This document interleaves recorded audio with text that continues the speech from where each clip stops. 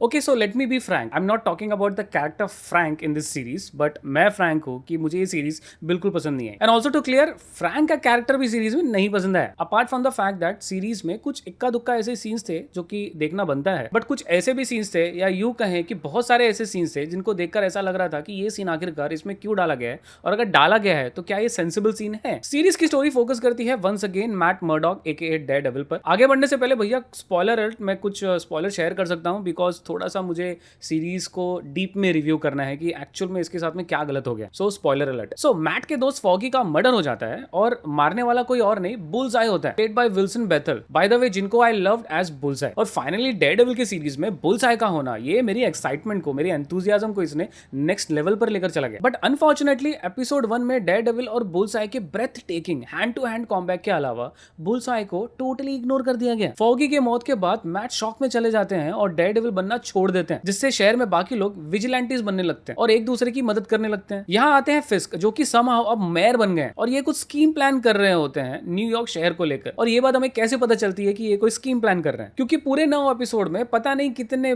बार Daredevil कहते रहते हैं ये सुधर नहीं सकता, मैं इसको जानता हूं, इसका कोई मकसद है, बस मुझे पता नहीं चल रहा। सो क्या प्लान है फिस्क का? बुल्सआई ने फॉगी को क्यों मारा? इसमें फ्रैंक कहां से आ जाते हैं? और ये म्यूज करके जो कैरेक्टर डाला गया है सीरीज में, जिसकी इतनी हाइप बनाई गई थी, वो कैसे हमें डिसअपॉइंट करते हैं? और कैसे ये डेयरडेविल का रीबूट वर्जन नेटफ्लिक्स के पहले 3 सीजन के आगे पिट सी जाती है? कुछ इसी स्टोरी को एक्सप्लोर करती है इस सीरीज, जिसका नाम है डेयरडेविल बॉर्न अगेन सीजन 1।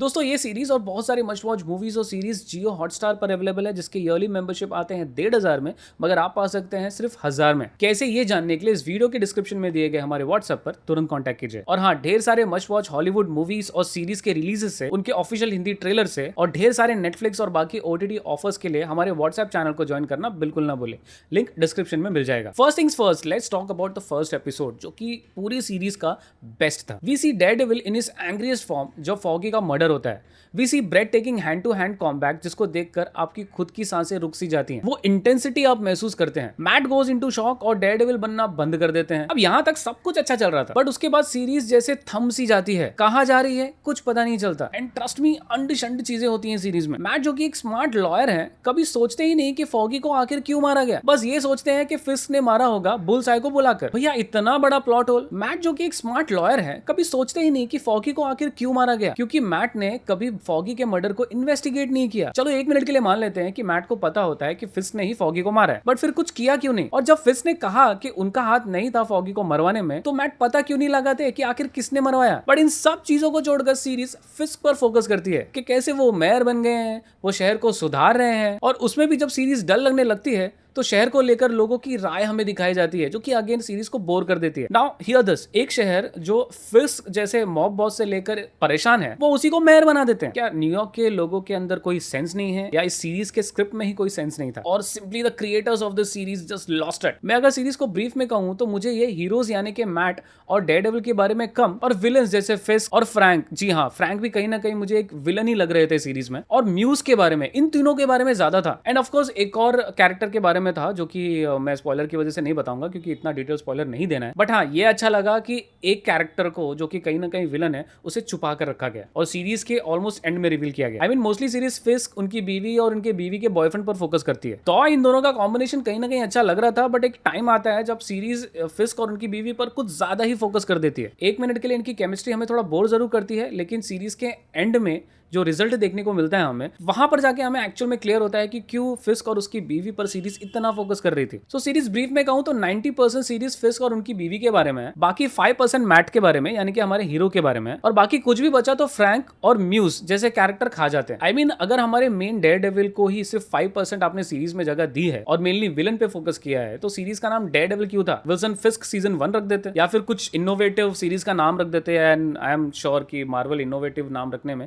बहुत ही जाना जाता है। आई थिंक तब इस सीरीज को अच्छे तरीके से मैं जस्टिफाई कर सकता, क्योंकि सीरीज लिटरली डेयरडेविल और मैट पे बिल्कुल फोकस नहीं करती। आई मीन इसका प्लॉट कुछ ऐसा भी हो सकता था कि मैट जब देखते हैं कि उनका दोस्त मारा जा चुका है और वो डेयरडेविल बनना बंद कर देते हैं, तो 1 मिनट के लिए उनको गायब किया जा सकता था और डायरेक्टली सीरीज के एंड में लाया जा सकता था, ताकि हमारा इंटरेस्ट आता कि भैया डेयरडेविल इतने टाइम तक गायब था और अचानक सीरीज के लास्ट में आया है, तो वो एक शायद से शॉकिंग रेवलेशन होता। और जो हमने सीरीज के सेकंड लास्ट एपिसोड में देखा, अगर मैट सिर्फ फर्स्ट एपिसोड से डायरेक्ट उसी एपिसोड पे आते तो शायद वो सेकंड लास्ट एपिसोड और भी ज्यादा शॉकिंग हो सकता था। But again everything that happened with Matt after what Fisk did to him, फिर भी मैट ने जो किया वो एक पॉइंट तक जस्टिफाई लगता है हमें, क्योंकि आई थिंक यहाँ पर फिस्क के सामने जो कैरेक्टर है वो मैट को फिस्क से ज्यादा खतरनाक लगता है। But I think second last episode देखने के बाद में बहुत सारे लोग ये सोचते रहेंगे कि मैट ने जो किया वो क्यों किया। बट आई थिंक कहीं ना कहीं मैट का एक्शन थोड़ा बहुत जस्टिफाइड लगता है हमें, क्योंकि आई थिंक सीरीज यहाँ पे क्लियर इंडिकेशन दे रही है कि मैट को ऐसा लग रहा है कि फिस्क से ज्यादा भी खतरनाक कोई हो सकता है, and that is the reason उस खतरनाक कैरेक्टर को बाहर लाने के पहले Matt did his level best ताकि वो फिस्क को बचा सके। Matt tried his level best to do whatever he did with Fisk so that जो रियल कैरेक्टर है, जो रियल विलन है, वो उभर के ना आए, क्योंकि अगर वो कैरेक्टर उभर के आया, वो मेन विलन बन गया, तो शायद मैट भी किसी को बचा नहीं पाएंगे और उसको सिर्फ एक ही कैरेक्टर रो सकता है, वो है फिस्क। अगर आपने सीरीज नहीं देखी है तो शायद से आप कंफ्यूज हो रहे रहेंगे कि मैं क्या बात कर रहा हूँ,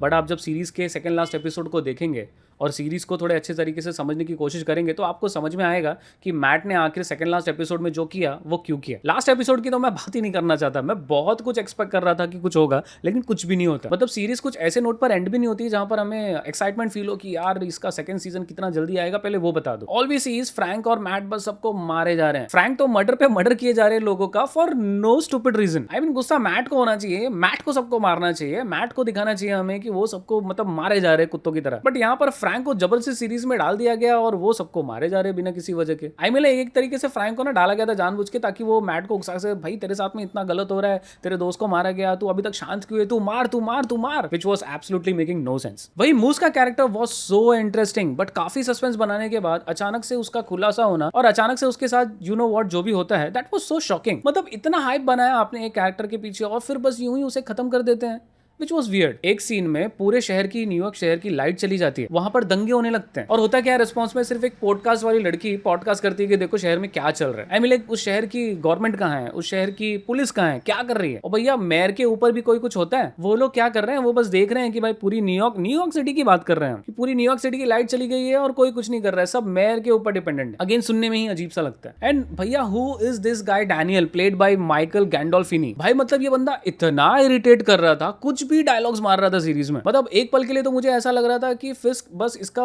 सर पकड़ के ना बस क्रश ही कर देंगे, बट शॉकिंगली नहीं करते। मतलब मैं इतना इरिटेट हो रहा था कि अगर ये बंदा मेरे सामने होता ना तो मैं इसका सर फोड़ देता। बट समवॉट ऐसा दिखाया गया है सीरीज में कि फिस्क ऑलमोस्ट इसको मारना चाहते थे बट इसको नहीं मारते। चलो ठीक है समझ में आता है, बट उसको प्रमोट कर देना, that was again weird. And the worst thing is इसकी पोस्ट बनने के बाद में ये बंदा फिर भी डम हरकत करता है। और कैसे करता है, पॉडकास्ट वाली लड़की के साथ में घूमते हुए, क्योंकि उस पॉडकास्ट लड़की के अलावा सीरीज में न्यूज वाले तो एग्जिस्ट ही नहीं करते। ओवरऑल अगर आपने मेरा रिव्यू यहाँ तक देखा है तो आपको एक चीज समझ में आ रहा होगा कि पूरी सीरीज में हर एक कैरेक्टर बस अपनी मनमानी किए जा रहा था। फ्रैंक लोगों को मार रहे थे, मैट को कोई फर्क नहीं पड़ता है, कैरन तो एक तरीके से सीरीज में गायब थी, फॉगी मारा गया, मैट की गर्लफ्रेंड को घंटा फर्क नहीं पड़ता कि मैट क्या सोचता है उसको फिस्क और उसकी बीवी के रिलेशन को लेकर। मेयर को छोड़कर जैसे गवर्नमेंट है ही नहीं। पुलिस कमिश्नर की बात करें तो भैया आई मीन क्या बोलूं भाई, I mean this series was a mess. Frank का कैरेक्टर की बात करें तो जबरदस्ती ठूसा गया है इस सीरीज में, वो भी एक्शन दिखाने के लिए, दैट्स इट। कैरन जो सबसे क्लोज होती है मैट के, इतने बुरे वक्त में उनके साथ ही नहीं होती, बट अचानक से लास्ट में उनकी हमदर्दी जाग उठती है मैट के लिए for God knows why, and she calls up help in the form of Frank for Matt. So seriously series का पूरा प्लॉट जो था वो तितर बितर था। सिर्फ जो एक कैरेक्टर आपको सीरीज में पसंद आता है वो होता है विल्सन फिस्क। इस बंदे को पता था ये क्या कर रहा है, क्यों कर रहा है, और ऐसे ऐसे कांड करता था, वो कांड जानकर आप शॉक हो जाते हैं। इनफैक्ट मुझे ऐसा लगता है कि फिस्क वाज द